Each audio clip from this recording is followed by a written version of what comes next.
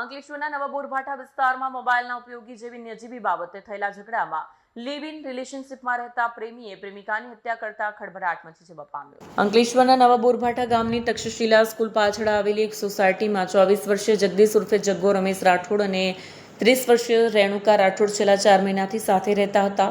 જમતી વખતે મોબાઈલના ઉપયોગને લઈને બંને વચ્ચે બોલાચાલી થઈ. થોડા સમયમાં બોલાચાલી ઝઘડામાં ફેરવાઈ. ગુસ્સે ભરાયેલા જગદીશે ઘરમાં રહેલા ભારે હથિયાર વડે રેણુકા પર હુમલો કર્યો.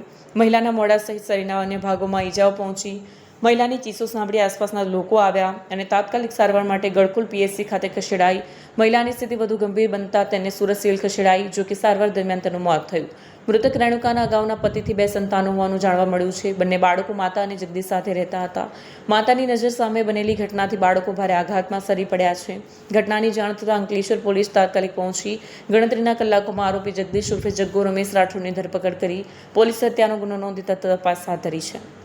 વિડીયો જર્નાલિસ્ટ કરણસિંહ સાથે સત્ય ટીવી ન્યૂઝ અંકલેશ્વર.